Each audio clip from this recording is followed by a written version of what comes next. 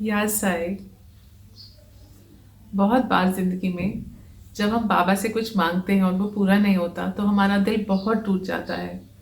और आपके ढेर सारे जो मैसेजेस मेरे वीडियोस के नीचे आते हैं उनमें भी आप यही लिखते हैं कि दीदी, मैंने बाबा से इतने साल हो गए कुछ मांग रही हूँ, बाबा क्यों पूरा नहीं करते। कोई कहता है कि मैं थक गया बाबा आपसे मांग मांग के, हार गया, सुनते क्यों नहीं हो आप।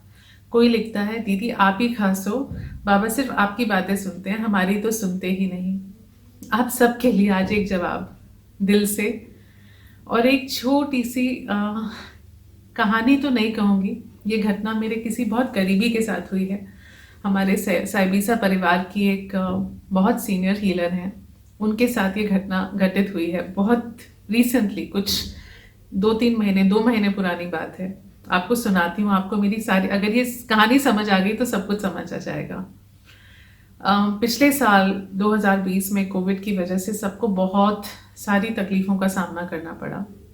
इनके ऊपर भी बहुत कष्ट आया, बहुत तकलीफ आई, इस कदर के बहुत बड़ा बिजनेस था, सब चौपट हो गया, सेविंग्स ख़त्म, लोन पूरे नहीं कर पा रहे जो ले रखे हैं, और ऐसी नौबत आ गई कि मतलब समझिए कि बस खाना पीना किसी तरह से गुजारा चल रहा था, वो भी मुश्किल से चल रहा था। और बहुत अच्छे परिवार के हैं वो, बहुत ही 2020 की इस तकलीफ से पहले तो बहुत सुखद जीवन जी रहे थे। किसी तरह से उन्होंने अपने आप को समेटा, बटोरा, जो उनके पास था वो इकट्ठा किया, फिर से एक नया काम शुरू करने की कोशिश की, क्योंकि उनका जो अपना बिजनेस था वो ट्रैवल बिजनेस की तरफ था। ट्रैवल टूर्स तो बिल्कुल ख़त्म हो गया है, अब तक नहीं चला है, तो उसमें वो क्या आगे देखते, तो उन्होंने कुछ नया करने की कोशिश करी। नया जब उन्होंने किया, बहुत मेहनत करी दिन रात, मैंने भी उनके लिए प्रार्थना करी, मुझे मैसेज आते थे कि मेरे लिए प्रार्थना करिए, हम किसी तरह से ये बिजनेस हमारा चल जाए तो सब ठीक हो जाएगा। एक कॉन्ट्रैक्ट लेने की कोशिश की उन्होंने। एक कॉन्ट्रैक्ट में उनकी ज़िंदगी जो है कम से कम कंफर्टेबल हो जाती, जी पाते आराम से। ये जो रोज़ का डर, रोज़ की तकलीफ, रोज़ खाली हाथ, वो सब ठीक हो जाता। उन्होंने जान डाल दी उस कॉन्ट्रैक्ट को लेने के लिए, सब कुछ कर दिया। लास्ट डे पे जब मिलना था, सब प्रार्थना कर रहे थे कि आज सब हो जाएगा, हो जाएगा, अच्छा होगा, अच्छा होगा। और क्या हुआ, एक लास्ट में एक डॉक्यूमेंट की वजह से पूरा कॉन्ट्रैक्ट उनको छोड़ना पड़ा। मना हो गया, और कोई बड़ी बात नहीं थी, एक छोटा सा कागज कम पड़ गया था, उसके लिए उन्होंने टाइम भी देने से मना कर दिया, कॉन्ट्रैक्ट उनको नहीं मिला। पहले, अगर हम वो पहले वाली जैसी वो मुझे 6-7 साल पहले मिली थी, अगर तब वो वैसी होती तो रोने लगती, टूट जाती, बिखर जाती। पर आज हम हीलर्स हैं, 7 साल से वो मेरे साथ हैं, उनके अंदर जो शक्ति है, जो विश्वास है, उन्होंने मुझे बोला नहीं, मैं नहीं रहूँगी। बहुत बड़ा झटका है ये, बहुत बड़ी चोट है, पर मैं नहीं रहूँगी। मेरा विश्वास है कि मेरे बाबा हैं, कुछ बुरा मेरे साथ नहीं हो सकता। मैं हैरान हूँ कि बाबा ने नहीं सुना, मैंने इतनी मेहनत करी, जान लगाई, इतनी प्रार्थनाएं करी, क्यों बाबा ने नहीं सुना, मैं नहीं समझ पा रही। पर मैं बाबा से सवाल नहीं करूँगी, कोई तो वजह उनके पास ज़रूर होगी। इस विश्वास के साथ वो चलती रही। कुछ 15-20 दिन के बाद में उनको खबर मिली कि जिस कंपनी के साथ वो कॉन्ट्रैक्ट कर रही थी, करने जा रही थी, वो लोग बहुत बड़े फ्रॉड में थे। और उनके जो सीईओ थे और सीओओ थे, जो टॉप के दोनों लोग थे, उनको पुलिस ने अरेस्ट कर लिया था बहुत बड़े फ्रॉड के लिए। अगर उन्होंने ये कॉन्ट्रैक्ट ले लिया होता तो या तो वो खुद भी जेल में होते, या उनका जितना भी पैसा, जो बचा कुचा उन्होंने लगाया था, वो सब कुछ खत्म हो गया होता, बर्बाद हो गया होता। उस पल में ऐसा लगा कि प्रार्थनाएं सफल नहीं हुई, जो मांगा वो नहीं मिला, बाबा आपने ये क्या कर दिया। पर 15 दिन बाद, 20 दिन के बाद समझ आया कि बाबा ने इतने बड़े कष्ट से उनको बचा लिया। यही दामू अन्ना की कहानी में भी होता है, जब वो बिजनेस में पैसा लगाना चाहते हैं और बाबा मानते नहीं है, और लास्ट में वो बिजनेस इतना ज़्यादा फेल हो जाता है, वो बच जाते हैं इतने बड़े लॉस से। तो जिंदगी जो हमारी है, जो जीवन है ये हमारा, उसमें कब कब कौन सी चीज़ हमारे लिए वो लॉस ला सकती है, ये हम नहीं देख सकते। हमारी दृष्टि इतनी दूर की नहीं है कि हमें ये बातें समझ में आए। हमारे बाबा की दृष्टि तो बहुत आगे तक है, उन्हें सब पता है। He is beyond time and space, अनंत हैं वो। उनको सब मालूम है पहले क्या हुआ, आज क्या हो रहा है, आगे क्या होने जा रहा है। इसलिए जब हम कुछ बहुत ज़्यादा उनसे दिल से मांगते हैं और वो नहीं देते, वो इसलिए नहीं देते कि वो सुन नहीं रहे हैं, वो इसलिए वो हमारी प्रार्थना नहीं पूरी कर रहे कि भाई हमारी प्रार्थना उन तक नहीं पहुंच रही है, या बाबा को हमारी चिंता नहीं है, या उन्हें हमें प्यार कम है उनके मन में हमारे लिए। नहीं, ऐसा बिल्कुल भी नहीं है।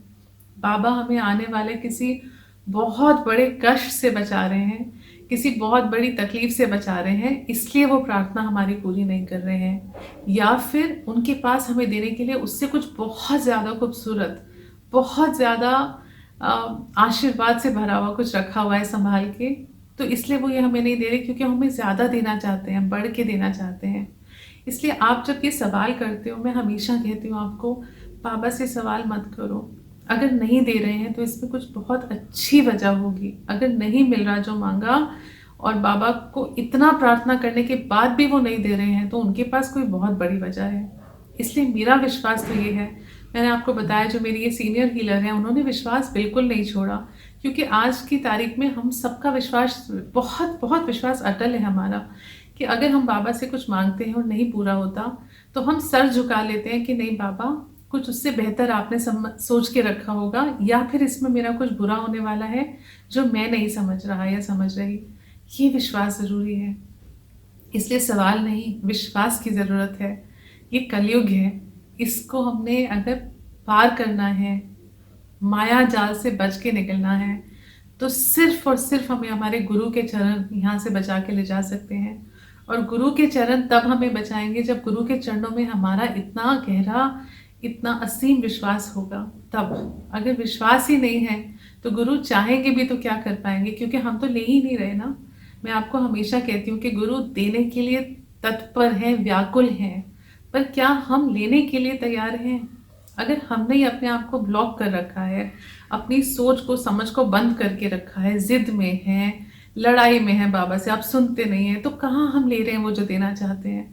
पर जब हम शीश झुका देते हैं कि बाबा कोई बात नहीं, नहीं आया तो आपको कोई बहुत बड़ी रीज़न होगा, कोई वजह होगी, मेरा विश्वास है मैं सिर झुका के, शीश नवा के आपसे जो भी आप दोगे उसे एक्सेप्ट करता हूँ, उसको स्वीकारता हूँ, खुशी से स्वीकारूंगा बाबा जो भी आएगा। वो विश्वास की ज़रूरत है। और जब हमारा विश्वास ऐसा हो जाता है, उसके बाद तो कोई दुनिया की ताकत ऐसी बनी ही नहीं जो हमारे जीवन को सुख या सुकून से भरने से रोक सके, बाबा के आशीर्वाद से रोक सके। क्योंकि I always say we are like vessels, हम एक बड़े से भगोने की तरह हैं। अगर भगोना इतनी चीज़ों से भरा हुआ है, तो बाबा अगर कृपा, आशीर्वाद, प्यार भरना भी चाहेंगे, जगह ही नहीं है, स्थान ही नहीं है। पहले भगोने को खाली करना पड़ेगा। बाबा से सवाल नहीं करना, लड़ाई प्यार से कर रहे हैं तो कोई बात नहीं, कोई बात नहीं, वो तो होती है, पर विश्वास ना करके लड़ाई नहीं करना। वैसे सवाल नहीं करना कि आप सुनते नहीं हो, आपको मेरा दर्द नहीं दिखाई दे रहा, आपको मेरा कष्ट नहीं दिखा रहा। सब दिख रहा है बाबा को, सब दिख रहा है। अगर वो फिर भी चुप है तो हो सकता है हमारे कोई कर्म काट रहे हो, हमारी क्लेंजिंग हो रही हो, हमारी सफाई हो रही हो। कठिन वक्त में तो हमारी सफाई होती है, जब कष्ट आते हैं तभी तो हमारी आत्मा पावन होती है। तो कष्ट तो हर तरह से अच्छे हैं, बुरे कहाँ हैं फिर? इसलिए बाबा से कष्टों में लड़ाई झगड़ा करने की जगह शीश नवाना शुरू करते हैं। और अगर हमने ये कर दिया और बाबा ने ऐसा विश्वास हमें देख लिया, तो वो खुद भी प्यार से भगोने को अपने आप से भरते जाएंगे, भरते जाएंगे। सारा कुछ जो अनवांटेड है, जो डार्क है, जो भी हैवी है, काला है, वो सब साफ करके बस सुंदर सुंदर उनकी रोशनी से वो भरते जाएंगे। और वो भगोना तो हम हैं। तो अगर आपको अपने आप को बाबा से की रोशनी से भरना है, तो पहले वो जो सारे क्वेश्चंस हैं, वो जो सारे डाउट्स हैं, वो जो सारी डार्कनेस है, उसको तो बाहर निकालना पड़ेगा। So Baba bless you on this journey and I love you and I always pray that everyone should be happy. रोज़ बाबा से दुआ करती हूँ कि सब खुश रहें। आप लोग जो मुझे लिखते हैं, जो मुझे जानते हैं, जो नहीं जानते हैं, सबके लिए दुआ करती हूँ। और मेरा विश्वास है कि बाबा सुन रहे हैं, हर एक की प्रार्थना सुन रहे हैं, आपकी भी, मेरी भी। उस विश्वास के साथ चलते रहिए। बाबा हर प्रार्थना सुन रहे हैं, उनको पता है कब देना है, क्या देना है। वो विश्वास हमें करना है। या साई।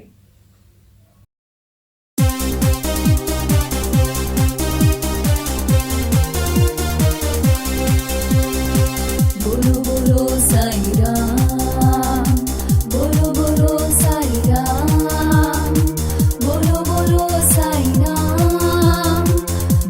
बोलो साईं नाम